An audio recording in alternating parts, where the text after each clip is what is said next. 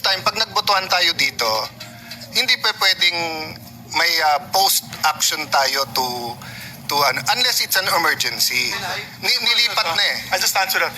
Mr. President, as far as Mr. President, may I be recommended? As With far the as permission of the minority leader, Yes. the deputy minority leader. yes, Mr. President. I wish to speak, Mr. President, if I may, because it is related to what the minority leader But, Mr. President, mentioned, and I'm sure the former minority leader will be able Session to. suspended. Because it was a decision by Senator Soto, our Senate President, hindi lang ng majority, our Senate President. But the procedure would be to either ask someone else to explain it or for the Senate President to go down at dito po mag-argue so that we do not argue with the Senate President. Dito, ang daming congressman na nabanggit and wala tayong sinasanto dito. So kung may senador na babanggit, so be it. We are all sinners, but that doesn't mean na yung most guilty, yung mga guilty, lahat ng involved dito ay hindi dapat ma-expose at dapat parusahan. Ang problema nga, may gumugulo. At kung ikaw ang mastermind, guguluhin mo to. So ang problema namin, Mr. President, is that, and I think the Senator Marcoleta, the former chairman, will bring it up, no? Wala pa tayo dun sa state witness eh. Nandun pa lang tayo sa protection of the witness, sa mga diskayas. Pero lumipat po tayo dito sa Assistant DE. Nagulat po kami kasi nga hindi binalik sa Senado when he was still chairman. And Majority Leader, just to be concise, I'll read the rule. Sabi dito sa rule sa page 6 of 7, section 6, subparagraph C, a witness cited in contempt may be ordered detained in such a place that may be designated by the committee alone. May word po na alone.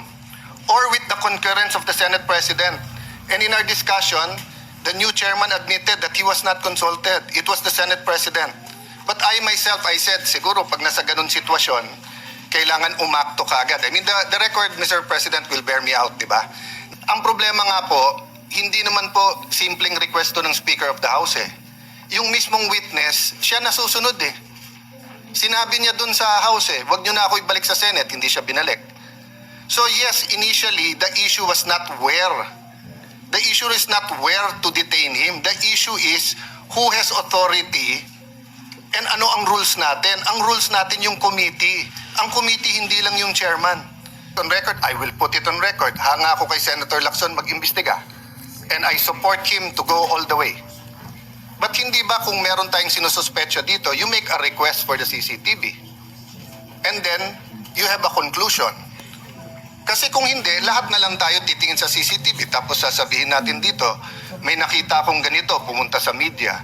May nakita ko, pumunta sa ganito. Di ba? Huwag natin pigilan ng witness. Kung gusto ituro ni Bryce, kung siyam kami sa minor, ituro niya. Pero sundin natin yung rules, no? So before I let go of the floor, I think Senator Marcoleta on the same topic wants to say some things. Ako gusto ko dito. Kasi hindi naman penalty ang contempt eh.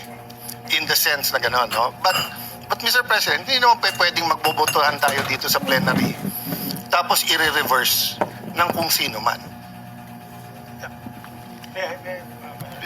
Yeah, with maybe recognized. Yeah, majority leader. Thank you, Ms.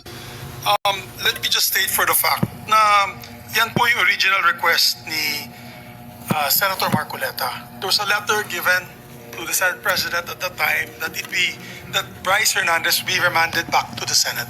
So for clarity lang po yan. And then we had a debate after the Senate President tried to look for a win-win solution after the witness had asked, going back to what I said earlier, that did not be brought back to the Senate.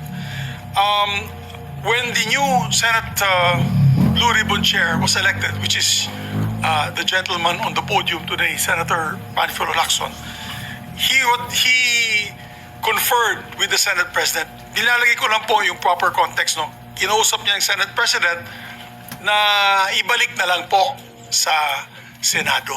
So next time, pag nagbotohan tayo dito, hindi pa pwedeng may post-action tayo unless it's an emergency. Nilipat na eh. I just answered that. Mr. President, as far as Mr. President, may I be recommended? As With far the as, information of the minority leader, Yes. the deputy minority leader. yes, Mr. President. I wish to speak, Mr. President, if I may, because it is related to what the minority leader But, Mr. President, mentioned, and I'm sure the For one, minority for one. leader will be able Session to. suspended.